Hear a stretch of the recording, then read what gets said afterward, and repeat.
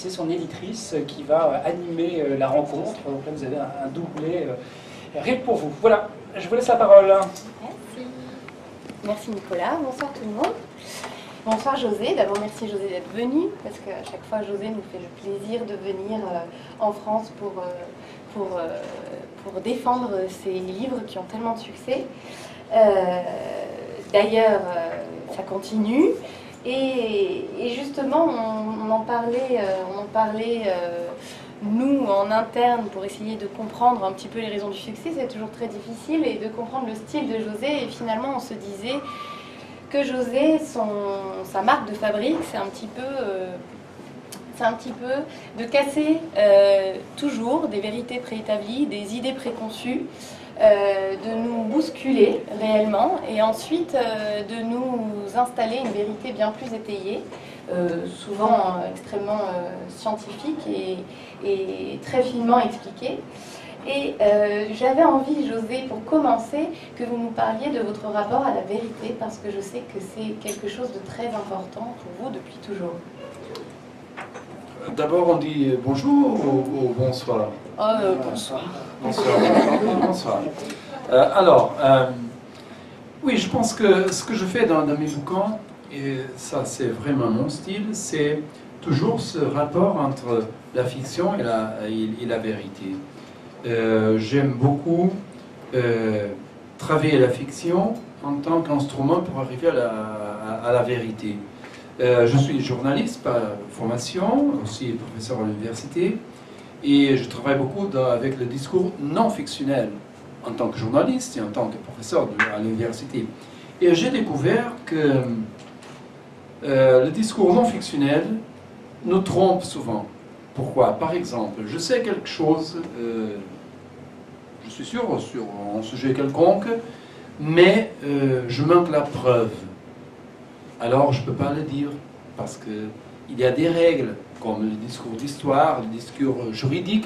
Souvent il se passe dans un tribunal qu'il y a un processus et à la fin un procès. Un procès, oui, voilà. Et on n'arrive pas à la vérité. On sait quelle est la vérité, mais on ne peut pas prouver les choses. Et avec la fiction, quand j'ai commencé à écrire des bouquins de fiction, j'ai découvert que je pouvais dire ces choses qui sont vraies, mais peut-être je manque la preuve, mais c'est la fiction. Alors, on peut arriver à la vérité d'une façon fictionnelle. Et ça, je trouve très intéressant. De l'autre côté, quand je fais ce genre de roman, le jeu entre fiction et non-fiction est un jeu que je pensais très clair, parce qu'il y a une histoire fictionnelle avec une histoire d'amour, une histoire d'aventure, mystère quelconque, mais le mystère dedans l'histoire n'est pas fictionnel.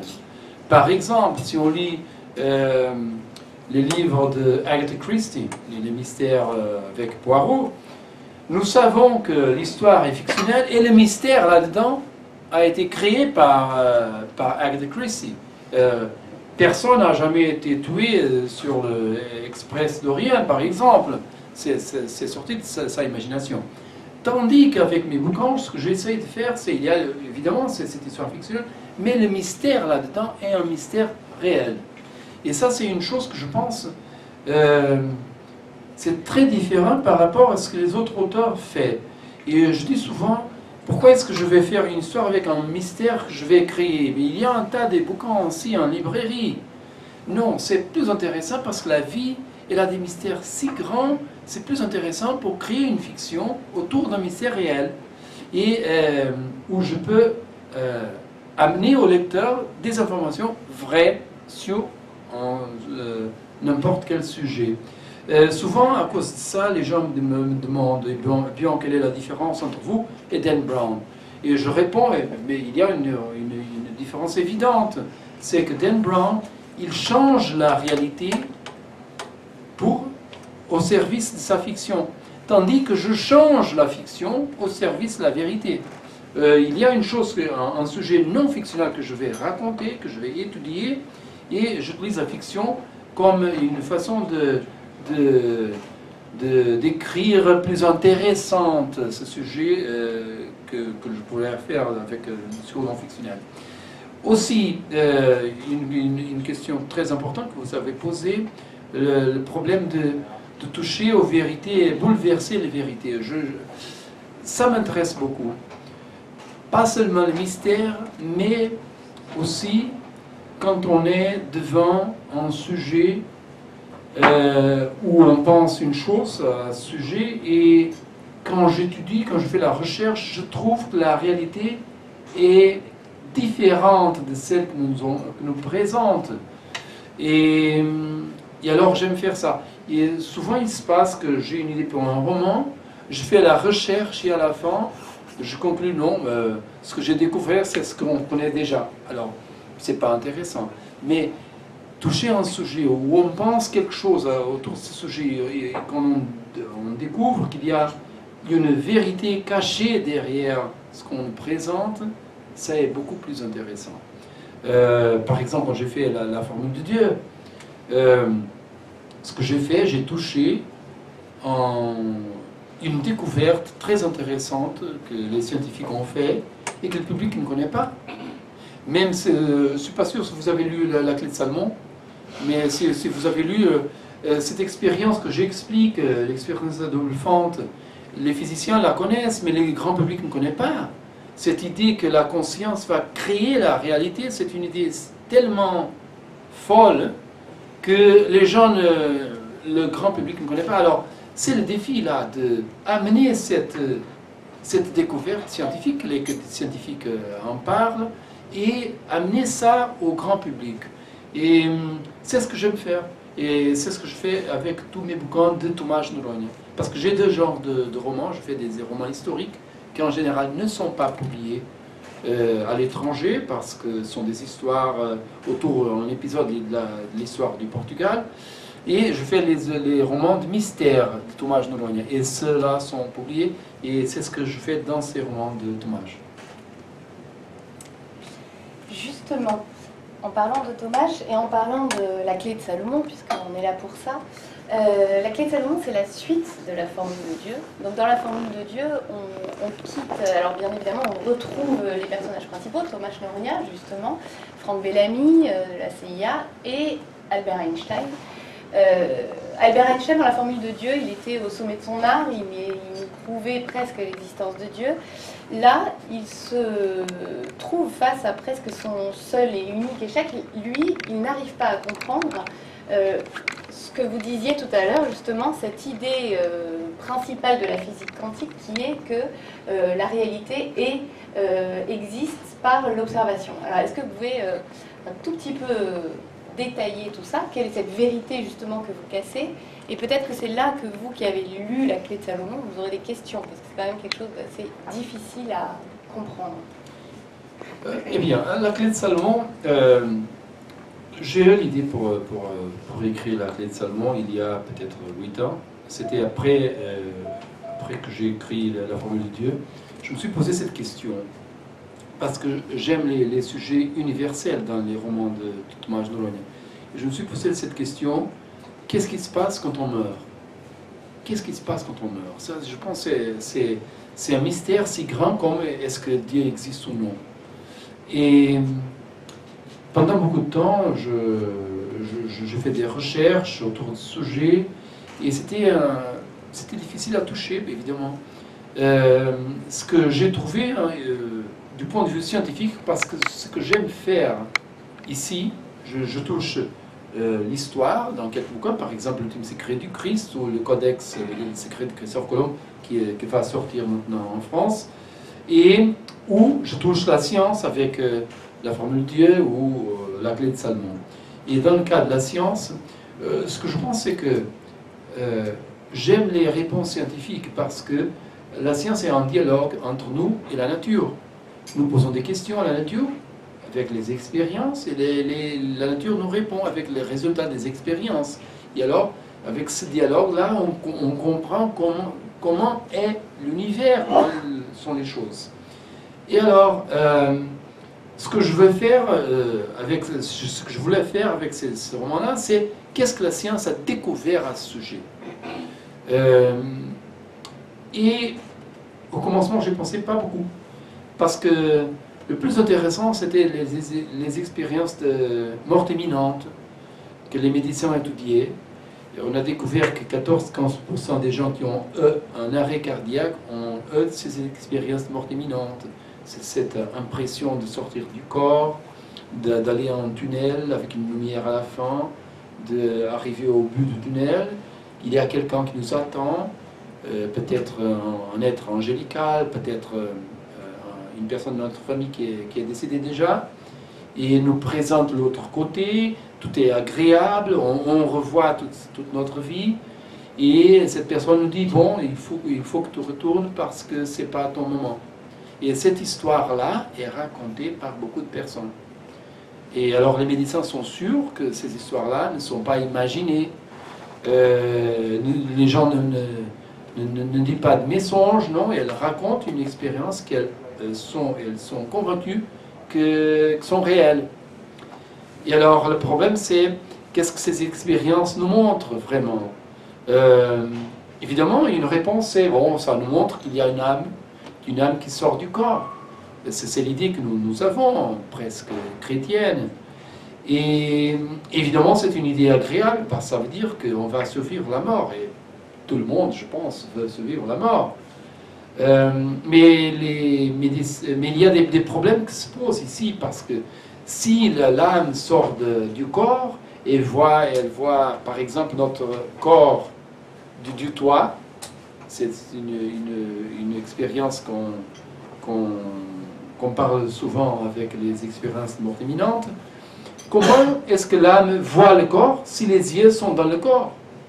Comment est-ce que l'âme mémorise cette expérience puisque les cellules de mémoire restent dans le corps? Alors il y a un tas de problèmes qui sont créés. Alors beaucoup de médecins pensent non, ce sont des hallucinations. Les gens, parce que au moment de mourir, il y a des chimiques qui sont libérées dans le cerveau et on imagine, on hallucine ces expériences. Mais j'ai parlé avec des psychiatres qui m'ont dit non, vous savez, les hallucinations ne sont pas ainsi. Les hallucinations sont différentes parce que ces expériences que les gens parlent sont très riches du point de vue sensoriel. Et les gens voient les couleurs, les sensations, c'est très fort. Tandis que les hallucinations sont faibles. En général, c'est une personne qui écoute une voix qui parle dans notre cerveau et on imagine qu'il y a quelqu'un qui est là, mais ce ne sont pas si riches du point de vue cognitif. Et alors, il y a des doutes à ce sujet. Mais de toute façon, c'était difficile à aboutir à la réponse de la question que je me posais. Et un jour, ici à Paris, j'étais chez Hubert Reeves et je parlais de la formule de Dieu. Et j'ai expliqué le problème que j'avais. Il m'a dit, bon, mais vous savez, vous devriez étudier les théorèmes de Bell. Et je connaissais déjà les théorèmes de Bell, mais quelque chose, mais pas en profondeur. Alors, quand je suis retourné au Portugal, je suis allé à faire la recherche et j'ai arrivé à l'expérience à double fente, qui est très importante pour le théorème de Bell. Et alors, j'ai compris que vraiment, il y a un rôle dans la conscience qui va au-delà de cette expérience de sortir du corps et d'aller au tunnel et tout ça. C'est que les physiciens ont découvert que la conscience, elle, va créer la réalité par sa observation. Et ça m'a bouleversé, je pense. Et je ne savais pas ça. Et je savais que les gens ne savaient pas ça. Alors j'ai pensé, ça sera très intéressant de raconter ça. Le problème ici, c'est que ces découvertes-là, elles ont un détail scientifique beaucoup petit, vraiment. Mais puisque je me proposais de répondre à cette question, qu'est-ce que la science a à dire au sujet de qu'est-ce qui se passe quand on meurt, il me fallait expliquer en détail ces expériences. C'est quelquefois un petit peu difficile à lire, mais je l'ai fait exprès parce que je pensais que c'était important pour les gens comprendre la soutenance scientifique de ces découvertes, pour comprendre que ne sont pas des choses qu'on peut dire dans un texte ésotérique, non, ça c'est la science pure. Einstein discutait ça, Niels Bohr discutait ça, les plus grands physiciens du monde, 8, 10 physiciens qui ont gagné le prix Nobel de la physique, ils discutaient ça. Alors ce ne sont pas des choses mystiques, ésotériques, non. Il y a un mysticisme, à vrai dire, dans la nature. Mais le mysticisme, il est là. Souvent, je pense que les gens veulent trouver le mysticisme. Mais non, on ne veut pas trouver le mysticisme, il est là. Et il faut seulement l'expliquer. Et quelquefois, il est difficile de le faire parce que cette explication devient un petit peu technique, mais c'était important pour aboutir à la réponse de cette question que je me posais. Alors justement, à ce propos, en parlant de cette difficulté à comprendre, est-ce que vous qui avez lu la Clé de Salomon, vous avez des questions sur tous ces passages qui expliquent justement cette idée, notamment de la conscience qui crée la réalité, etc. Est-ce que vous, lecteurs, vous avez des questions, des passages qui vous ont encore semblé obscurs, même si c'était quand même bien expliqué? Moi, j'ai une question, en fait. J'ai l'impression, mais après, c'est... comment dire? Dans votre roman, c'est vrai que ce passage-là sur les expériences, etc., représente une grande partie du roman. Cet effort de, j'ai envie de dire, vulgarisation, et je le trouvais très intéressant. Après, je me demande si notre façon d'appréhender la vie, nos croyances, par exemple, etc., n'influe pas sur l'expérience qu'on va avoir par rapport à la mort. Enfin, je ne sais pas si... Je n'ai pas compris. Enfin, il y a des choses communes dans les gens qui ont vécu la mort imminente. Oui, l'expérience de mort imminente, oui. Ouais. Et ensuite, vu que notre propre vision des choses, elle est quelque part influencée par notre conscience, est-ce qu'à un moment donné aussi, ce qu'on croit en tant qu'être humain va avoir une incidence sur notre façon de vivre ce moment-là, quoi, cette mort imminente? Vous voulez dire des influences culturelles, par exemple? Exact. Oui, ça c'est vrai. Les études sur la mort imminente, les expériences mort imminente, montrent que, par exemple, les mêmes expériences existent en Inde. Oui. Mais en Inde, c'est pas un être comme Jésus, quelque chose qui est là. Souvent, ce sont des gens qui sont déjà décédés, ça, c'est normal. Mais quelquefois, ce sont des êtres angéliques, comme Jésus, quelque chose. Et non, ça serait quelqu'un comme Krishna, hein. Vous comprenez? Alors, il y a vraiment un côté culturel intéressant. Et ça nous aboutit à l'idée que ces expériences sont des hallucinations. Parce que nous allons créer, les chrétiens vont créer un être chrétien, et les hindus vont créer un être hindu et tout ça. Mais, vous savez, je vais vous raconter une petite histoire. Ce bouquin-là, La Clé de Salomon, a été publié premièrement en France, en printemps, il y a un an maintenant. Et puis, en octobre, j'ai publié au Portugal. Et on a fait une présentation à Lisbonne et j'ai invité un professeur de l'université de Lisbonne, professeur de psychiatrie, qui a fait une thèse de doctorat au sujet des expériences de mort imminente. Bon, il a fait la présentation et tout ça, tout était normal. Puis nous étions invités à une chaîne de télévision pour parler de ces expériences. Nous sommes allés. Et quand nous étions dans le maquillage, je lui ai dit, vous savez, il y a une histoire qui s'est passée avec moi. À vrai dire, pas avec moi, avec ma femme. Un jour, il y a 2-3 ans, ma femme s'est réveillée le matin et elle m'a dit, ah, tu sais, j'ai eu le plus extraordinaire rêve de ma vie. Elle m'a dit ça. Et ce rêve, j'étais dans un tunnel, c'était tout très agréable. il avait une lumière et elle me décrit toute cette expérience.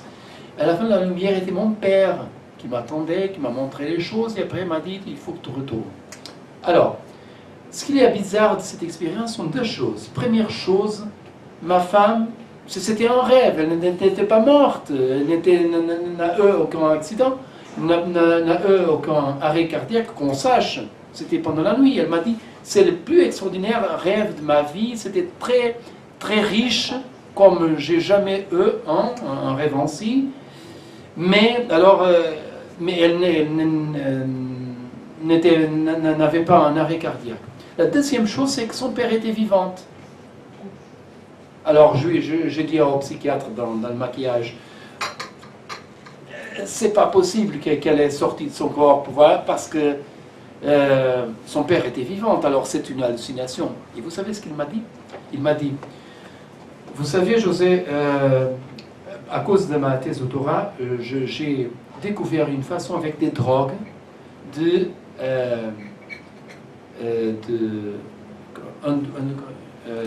faire les gens avoir cette expérience. Je jette les drogues et les gens ont cette expérience, des étudiants qui sont des volontaires, on a fait des expériences scientifiques. Et souvent il se passe qu'un étudiant me dit eh, vous savez, j'ai rêvé c'était ma mère, mais elle est vivante. Et chaque fois que ça se passe, je dis, je parlerai avec vous après la séance. Et après la séance, on reste seul et je dis, vous savez, chaque fois que ça se passe, la personne qui est vivante, elle va mourir bientôt. Il faut que vous dites adieu à votre mère. Et le fait, c'est que le père de ma femme, il est décédé l'année suivante. Alors ici, on trouve une chose que ce n'est pas culturel. Il y a un rapport réel entre ces rêves, ces expériences et la réalité. C'est comme si ces rêves, ou ces hallucinations, ou ces expériences, je ne sais pas comment les appeler, sont une information du futur pour le passé. Et si vous avez lu le bouquin, vous savez qu'il y a l'expérience retardée, où on a démontré que l'information peut voyager du futur pour le passé. Si on voit par exemple ce film-là qui est apparu il y a quelques mois, Interstellar, il y a un moment, toutes les choses qui sont dans le film sont possibles du point de vue scientifique. Et il y a un moment où il parle avec sa fille dans le passé. Et ça, c'est possible. Et ce psychiatre m'a dit, je crois, à cause de ces expériences, je crois que souvent on a des informations du futur. Et alors quelle est l'explication? On ne sait pas. Mais on remarque que ces phénomènes existent vraiment. Et je pense que c'est très intéressant à découvrir. Est-ce qu'il y a d'autres questions?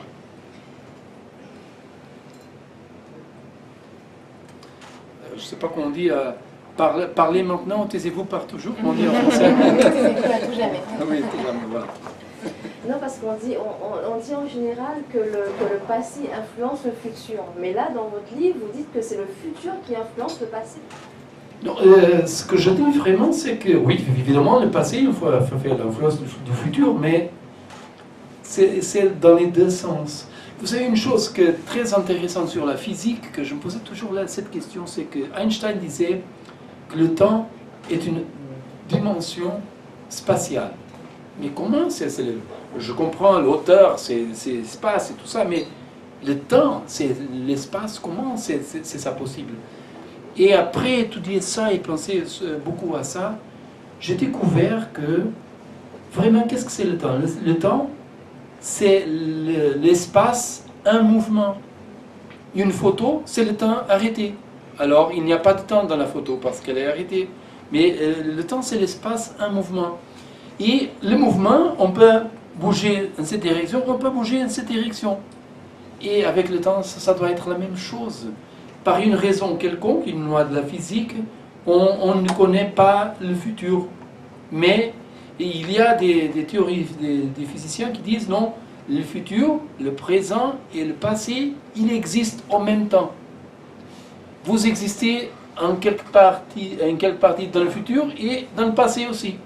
mais on n'a pas cette impression. Alors, le temps, c'est une chose très mystérieuse, mais apparemment, si on ne peut pas voyager pour le passé, l'information peut voyager pour le passé. C'est ce que l'expérience de Double Fond montre, et je trouve ça très, très étonnant. Bonjour. Du coup, il nous manque en fait les appareils de mesure en fait, on a les mauvais appareils de mesure finalement. C'est-à-dire que la montre ou le temps qu'on conçoit aujourd'hui, on conçoit le temps linéairement, de gauche à droite, donc c'est ce qui nous manquerait, un appareil une technologie qui puisse calculer le temps comme il est réellement, c'est-à-dire... Oui, nous avons les montres. Ce qu'on a appris, la théorie de la physique qui part sur le temps, c'est vraiment la théorie de la relativité. Et nous, puisqu'il y a un mouvement à une certaine vitesse, le temps se passe à une certaine vitesse pour nous. Mais si le mouvement est à une autre vitesse, le temps se passe différemment.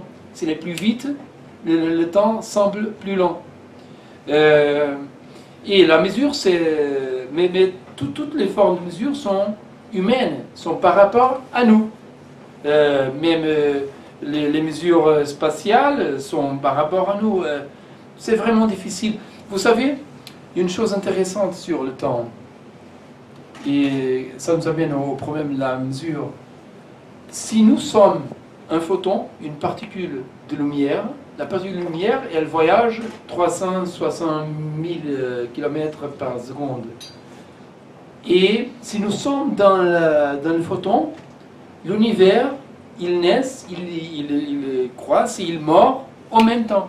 Vous comprenez? Parce que on n'a pas l'impression du temps. Tout se passe en même temps quand nous sommes à la vitesse de la lumière. Évidemment, ce n'est pas possible. Et ça nous montre quelle est la façon de mesurer le temps là. Il n'y a pas, le concept n'existe même pas. On dit qu'avant le Big Bang, il n'y a pas avant parce qu'il n'avait pas de temps. Et c'est vraiment un concept, le temps, difficile à comprendre. Et je pense que le problème, c'est un problème c'est pas vraiment de mesurer, puisque nous avons une façon particulière, notre, de mesurer. C'est un problème de comprendre le sujet du temps d'une façon intuitive. Parce que beaucoup de choses ne sont pas intuitives. Cette idée que les choses n'existent pas si on ne les observe pas, c'est pas intuitif. On imagine, j'imagine que ma maison, elle existe même si je suis ici. Mais ce que l'expérience de Double Fond nous montre, c'est non, votre maison n'existe pas. Elle existe virtuellement. La réalité a cette... vous connaissez Second Life, le jeu d'Internet Second Life. Nous avons un avatar et tout ça. Alors, la vie, c'est comme Second Life. Nous sommes, par exemple, dans un jardin, il y a la maison, et quand nous entrons dans la maison, où est le jardin dans l'ordinateur? Il n'est plus là. Mais il n'existe plus, non, il existe virtuellement. Et l'intérieur de la maison, elle devient réelle. Le moment où on sort de l'intérieur de la maison devient virtuel dans l'ordinateur, et le jardin devient réel dans l'ordinateur. Et la réalité est ainsi.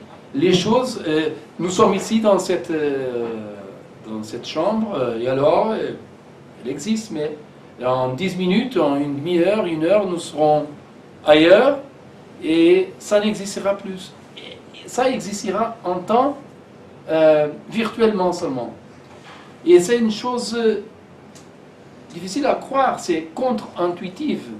Mais beaucoup de choses en science sont contre-intuitives. Par exemple, on imagine, est-ce que c'est le Soleil qui tourne autour de la Terre ou l'inverse? Bon, non, c'est le Soleil qui tourne autour de la Terre. Pourquoi? Parce qu'on se réveille, le Soleil est là, à midi il est là, et à 6 heures de l'après-midi il est là. Alors, c'est le Soleil, c'est intuitif.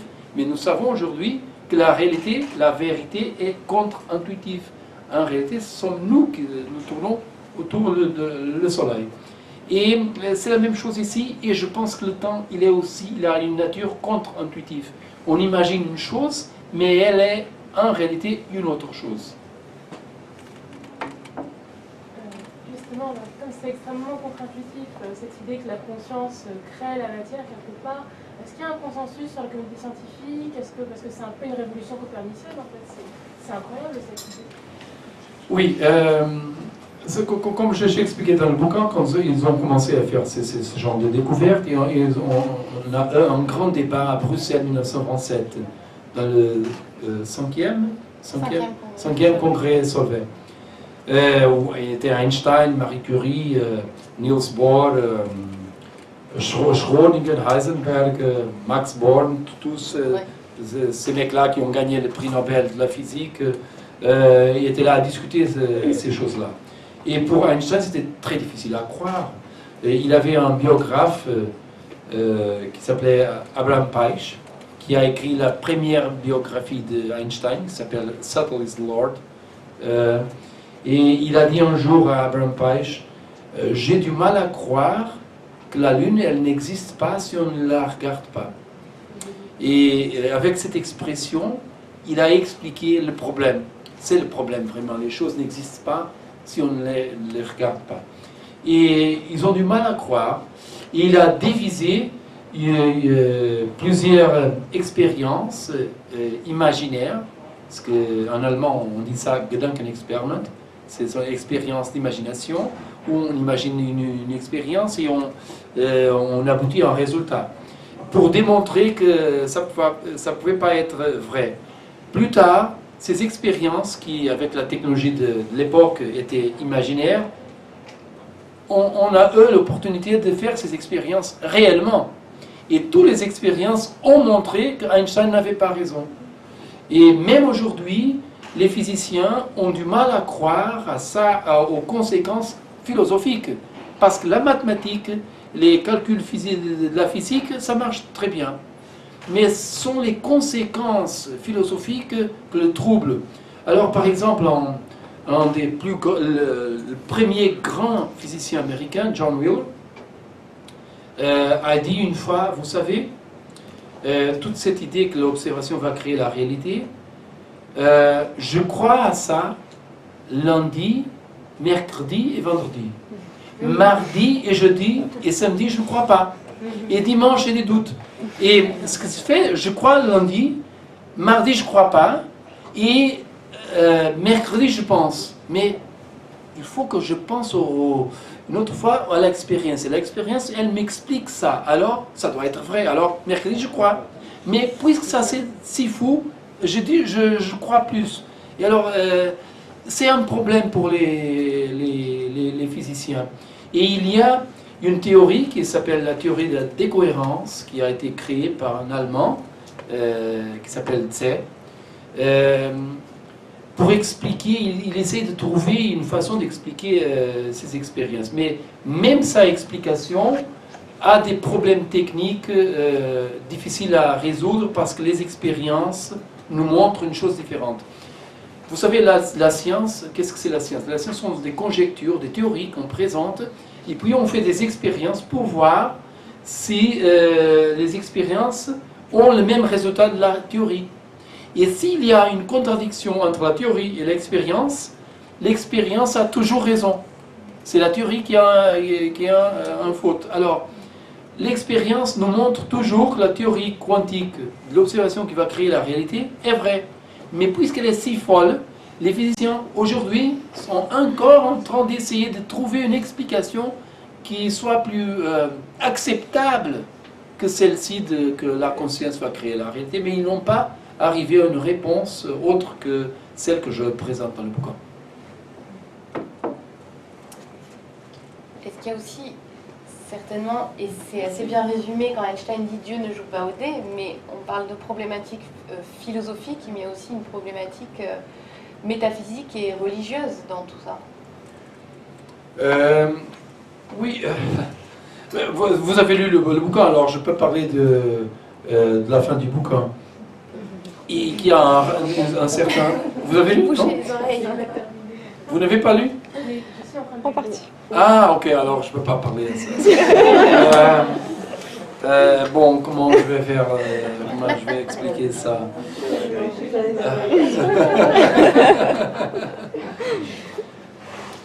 Vous savez, la religion, c'est un sujet que je touche souvent, pas dans tous mes bouquins, mais souvent. Et la religion, vraiment, c'est la première réponse qu'on a créée pour répondre aux grandes questions. Parce que les gens regardaient le ciel pendant la nuit et se posaient des questions. Ils n'avaient pas de réponses, alors on a créé des mythes. Ah, c'était le Dieu ainsi, le Dieu comme ça qui a fait. Alors on va créer toute une histoire pour expliquer les choses. Alors c'est pourquoi on dit ce sont les hommes qui ont créé Dieu. Dans le sens où les religions sont une réponse pour les grandes questions. Mais avec surtout le rationalisme et l'illuminisme, on a arrivé à la conclusion que la meilleure façon de trouver les réponses, c'est de poser des questions à la nature elle-même, parce que Spinoza, il disait que, et c'est ce que Einstein pensait aussi, que Dieu, c'est tout. Il y a dans les religions juives, chrétiennes, musulmanes, cette séparation. Nous sommes ici et Dieu est là. Et Spinoza, comme le Bouddha et comme Einstein, croyait que non, c'est pas ainsi, il n'y a pas de séparation, tout est Dieu. Même nous sommes comme les cellules de notre cerveau sont une partie de nous. Nous sommes les cellules de Dieu aussi, d'une certaine façon. Alors, tout est Dieu. Et alors, quand on parle avec la science, avec la nature, on parle avec Dieu, parce qu'on parle avec la nature. Et on parle avec ses expériences, par exemple. Si j'ai ici, c'est quoi ça, 50 centimes. Alors, si je fais ça, imaginons que je pose la question, Dieu, pourquoi est-ce que quand je marche, je reste au sol? Ouais, au sol. Pourquoi est-ce que? Et je ne peux attendre tous les jours, toute la journée, et personne ne va me répondre. Mais je peux faire ça, j'ai la monnaie et je fais ça. Ok? Qu'est-ce que j'ai fait? J'ai fait une expérience. Le moment où j'ai ouvert les doigts, j'ai posé une question. Qu'est-ce qui va se passer quand je laisse la monnaie, la pièce? Et le moment où la pièce tombe, c'est la nature qui répond. Elle me dit quelque chose. Et alors, il faut que je décode cette réponse. Ah, la force, la gravité. Ok? C'est ainsi la science. La science, c'est ce dialogue. Et nous avons trouvé cette méthode pour arriver à des questions, à des réponses à ces grandes questions qu'on se posait et qu'on a créé les religions pour répondre. Alors, j'ai beaucoup de confiance à la science dans ce sens, même si, comme disait Karl Popper, en science, il n'a jamais, il faut toujours avoir cette idée très claire, il n'a jamais une vérité finale. Il y a des choses qui sont,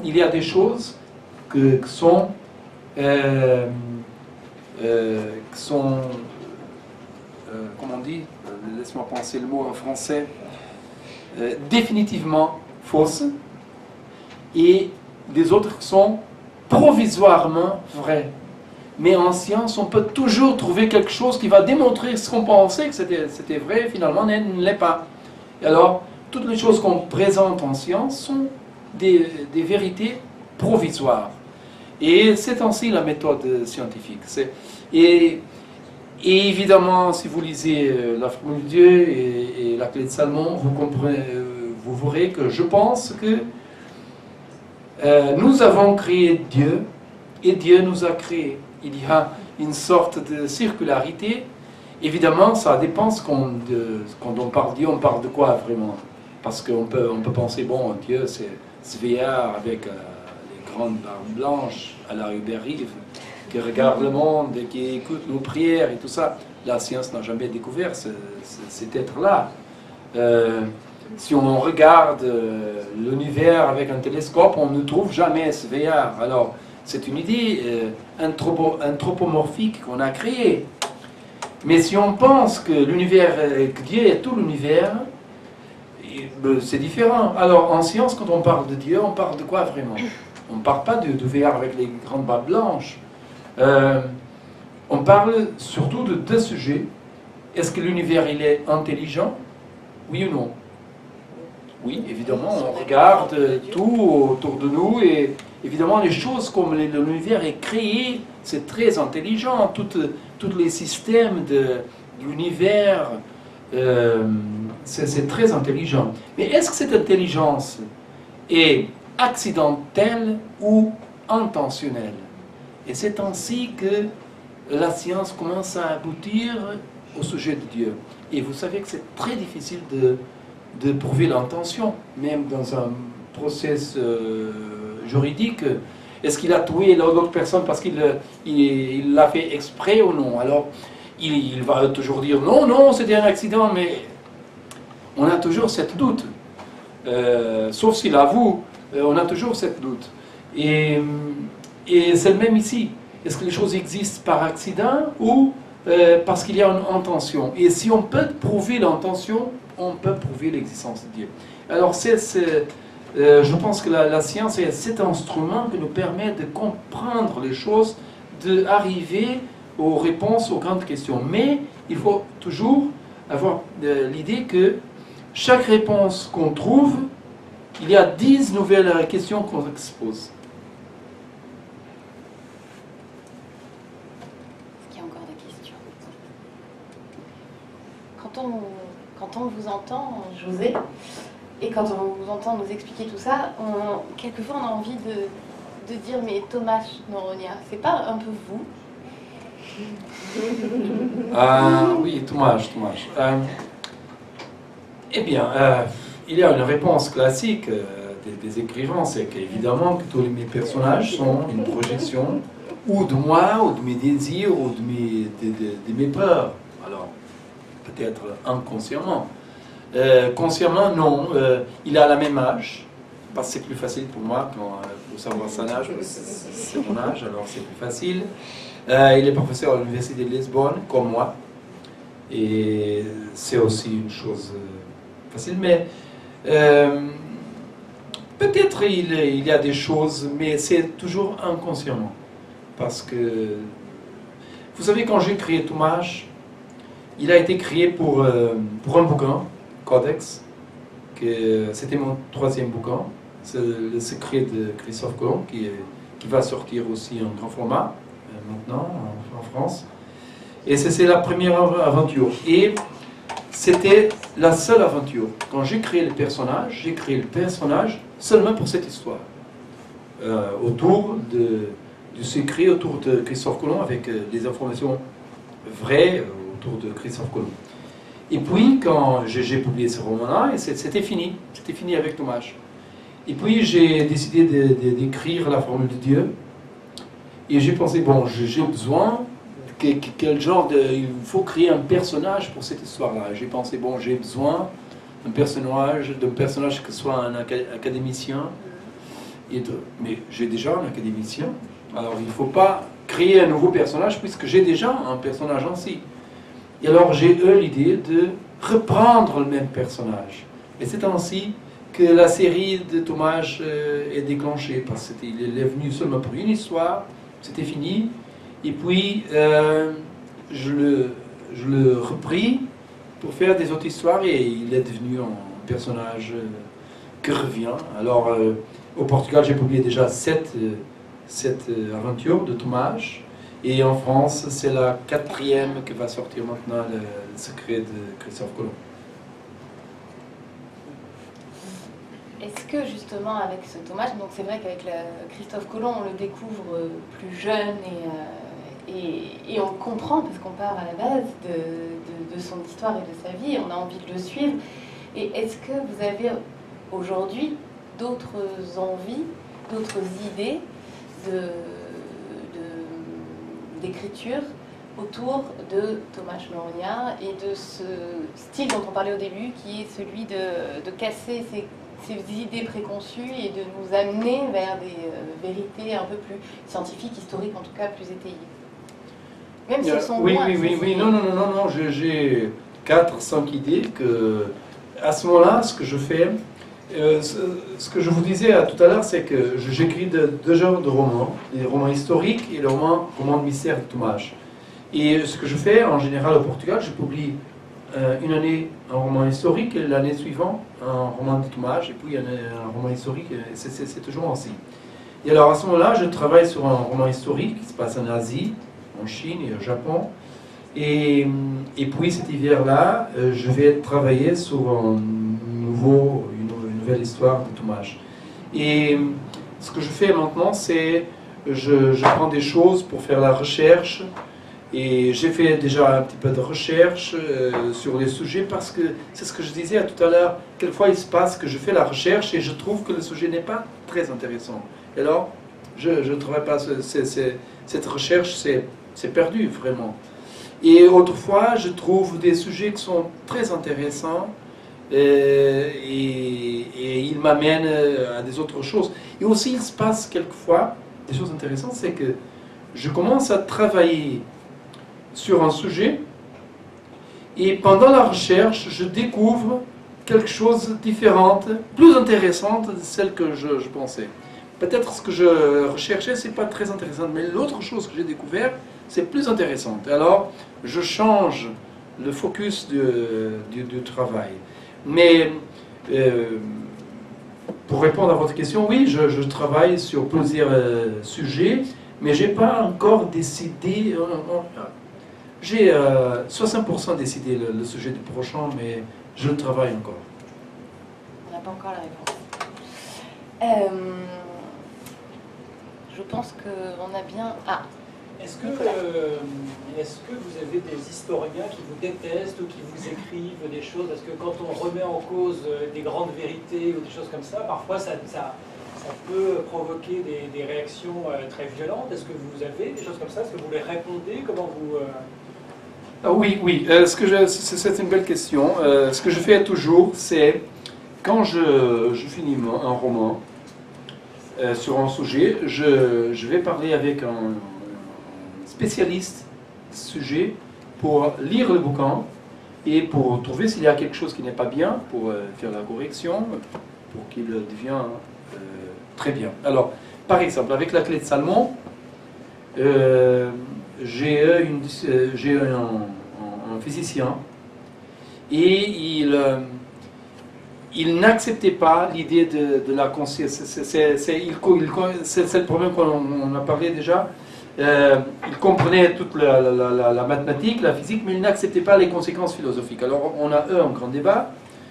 Et puis, je suis retourné vers le bouquin pour faire une recherche plus profondeur. Et finalement, j'ai conclu que j'avais raison, il n'avait pas raison, il était tort, parce que ce que je parlais était écrit.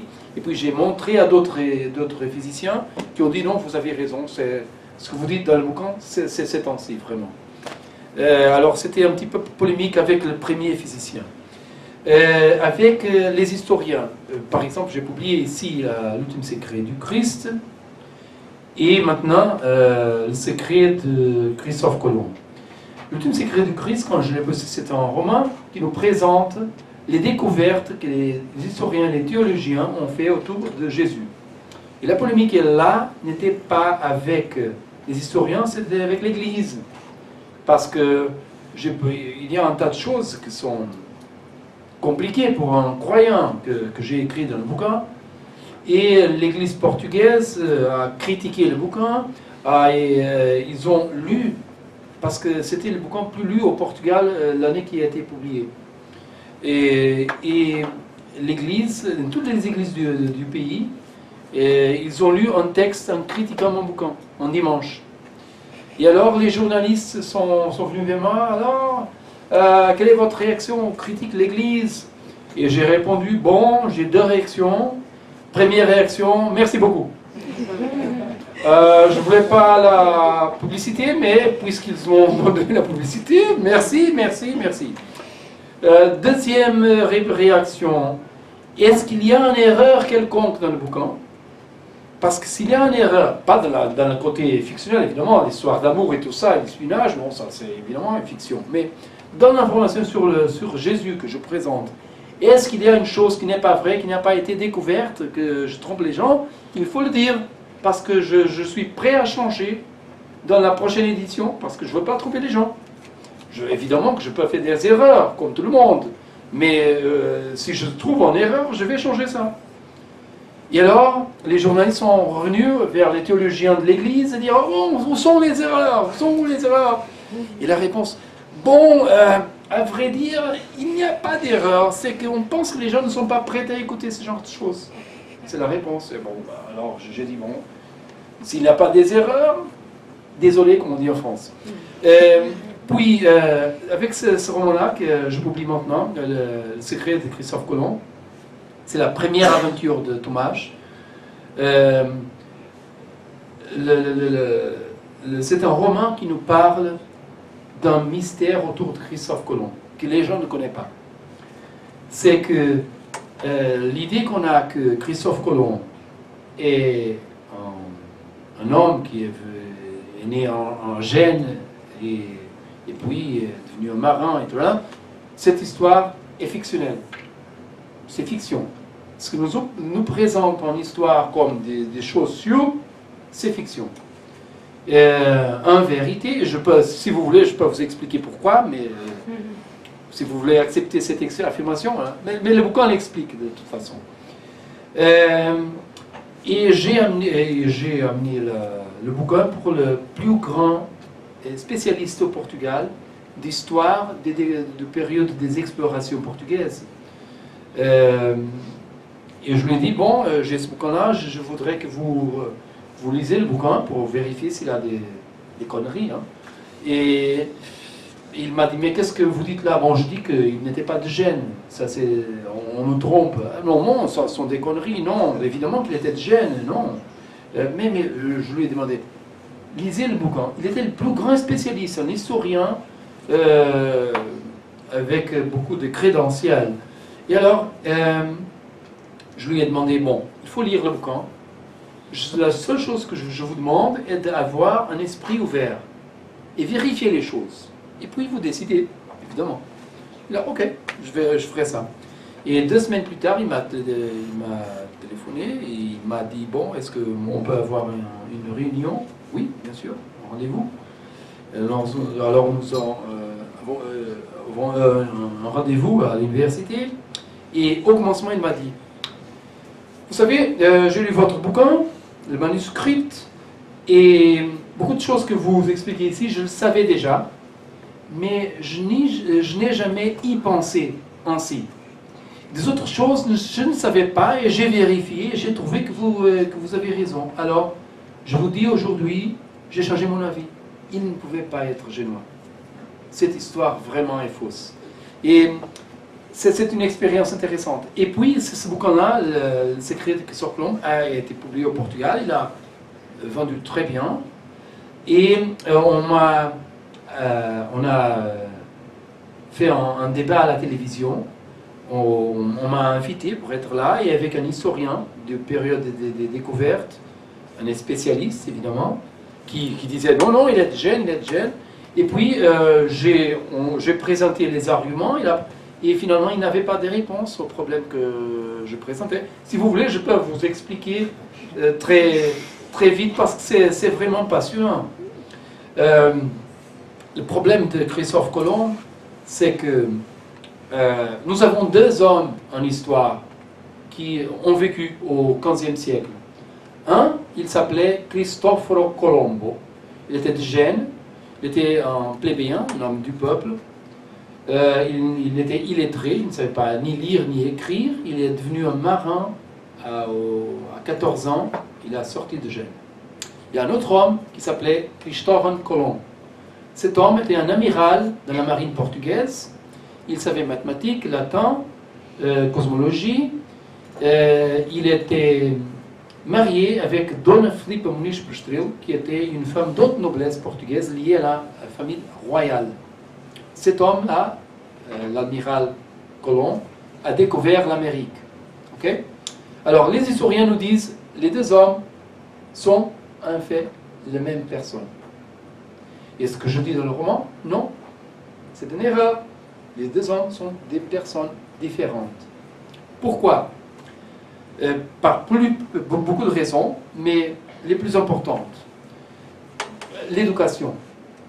Les documents de Gênes montrent que Cristoforo Colombo était illettré. Il ne savait pas ni écrire ni lire. Mais nous savons que Christophe Colomb, l'amiral, il savait mathématiques, latin et cosmologie. Alors, où est-ce que Cristoforo Colombo, le Génois, a appris tout ça? Vous y répondre immédiatement. À l'école, évidemment. Mais au XVe siècle, à quelle école? Il n'avait pas de lycée. Il faut nous rappeler qu'au XVe siècle, comment c'était l'éducation? C'était un noble qui avait des défis. Il demandait aux prêtres de venir pour enseigner le piano, le latin, la mathématique à ses fils dans son palais. Il n'avait pas d'école publique. Alors, en quel palais le plébéien Cristoforo Colombo a appris latin et mathématiques? Pas normal au XVe siècle. Et le plus important, le mariage. Nous savons par les documents de Gênes que Cristoforo Colombo genovese, le génois, il était illettré. Pardon, il était plébéien. Mais l'amiral Colomb, qui a découvert l'Amérique, était marié avec une femme d'autre noblesse. Au XVe siècle, les plébéiens ne se mariaient pas avec les nobles. Impossible. Peut-être la femme d'autre nobilité, elle avait une affaire avec le jardinier, par exemple. Mais aller en église et marier, elle ne le ferait jamais. Et même si elle le voulait, la famille ne le permettait pas. Impossible. Elle allait au convent. En XVe siècle, ça n'existe pas. Alors, si l'amiral Colomb a marié Don Felipe, c'est parce qu'il était un noble. Mais s'il était un noble, il ne pouvait pas être le Génois. Alors, vous vous posez la question évidente, comment est-ce qu'on a arrivé à la conclusion que sont la même personne? Les historiens sont basés, cette thèse, parce que c'est vraiment une thèse, est soutenue par un document qui s'appelle le Mayorazgo. C'est un nom espagnol qui veut dire le testament. Mayorazgo. Alors, Colomb, l'amiral, a laissé un Mayorazgo, un testament, où il dit 4 fois, 2 fois directement et 2 fois indirectement, qu'il est de Gênes. Ok? Et c'est sur cette affirmation, ce document-là, qui a soutenu toute la thèse qu'il est Cristoforo Colombo de Gênes. Alors, quel est le problème avec ce document? Premièrement, le document est apparu 80 ans après la mort de Cristoforo Colomb, l'amiral. 80 ans après, c'est beaucoup pour un testament. Si je meurs aujourd'hui, ici à la place Italie, peut-être ma femme, elle va lire mon testament la semaine prochaine, le mois prochain, mais sûrement pas en 80 ans. Mais avec Colomb, c'était 80 ans après qu'il a apparu. On ne connaissait pas. Comment est-ce que ce document a apparu? Il a apparu dans un processus judiciaire pour établir les héritiers de Colomb. Parce qu'il avait les terres dans les Caraïbes et tout ça, et alors c'était une chose très importante. Il y avait beaucoup de gens qui disaient « Non, il était ma famille, je suis un descendant et tout ça. » Et alors, c'était présenté par une famille italienne, et c'était très important pour cette thèse au tribunal qu'il fut de Gênes.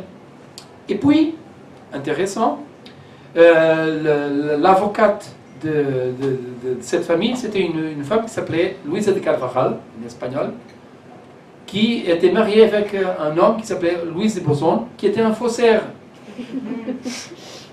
Alors, ça devient gênant. Et puis, le document, le Mayorazgo, est signé de 1498. Et il commence ainsi. Je demande au roi Fernando de Aragon, à la reine Isabelle de Castille et au prince héritier Juan de respecter mes dernières volontés qui sont celles que je vais établir dans ce Mayorazgo, dans ce testament. Le problème, c'est que le prince héritier Juan est décédé en 1496 et il a signé le Mayorazgo en 98. Comment il ne savait pas ça? C'est le prince héritier. C'est comme la mort de Diane au Pont d'Alma. Quand il est mort, Pendant 40 jours, c'est le deuil. En toute l'Espagne, tous les services étaient fermés dans toutes les villes. 40 jours, c'est impossible que Colomb ne savait pas ça. Alors, c'est un anachronisme. Vous comprenez? Et le juge, dans ce processus, a établi, à la fin du processus, que le mayorazgo était un faux. Et c'est sur ce document-là que toute une thèse a été créée par les historiens et elle est aujourd'hui présentée. Colomb, il était déjà... Et alors, ce que j'ai fait dans ce roman, c'est la démystification de cette idée et montrer comment, dans le discours d'histoire, on présente des fictions et on nous présente comme si elles sont des vérités finales, quand ne sont que des théories. Et alors, il y a un côté polémique dans ces textes, mais puisque j'essaie de vérifier toute l'information avec les spécialistes du sujet, c'est difficile à critiquer le côté non fictionnel du roman, parce que je pense qu'il est très établi. Merci José. Je ne sais pas si vous avez encore des questions, mais je pense que on a pu se rendre compte que José, c'est quand même un petit peu Thomas. Surtout quand il dit « vous comprenez ». Dans le livre, on l'a quelquefois. Peut-être qu'on peut remercier Babelio, Pocket pour votre accueil. J'avais juste une petite question. Il manque juste un petit peu du livre pour le terminer. La clé. Là, la clé de Salomon. Mais juste tout ce qu'explique Thomas d'un point de vue physique sur la physique, c'est toujours étayé par les physiciens. Oui, c'est avéré. Il n'y a aucune fiction dans... Non, c'est cette émotion. Et vous aurez à la fin, il y a la note finale. Oui. Et la note finale explique tout ça en détail. C'est quelquefois un petit peu difficile à expliquer parce que les conséquences philosophiques sont très profondes. Mais ça vaut la peine lire la note finale parce qu'elle montre. Mais toute l'information scientifique, elle est avérée. Comme j'ai dit, les vérités scientifiques sont provisoirement vraies. Mais c'est ce qu'on sait aujourd'hui. Peut-être demain, on va découvrir quelque autre chose. Actualisé. Oui. Si vous avez le livre sur vous et que vous voulez le faire dédicacer, je pense que maintenant José va faire une petite séance de signature. Merci.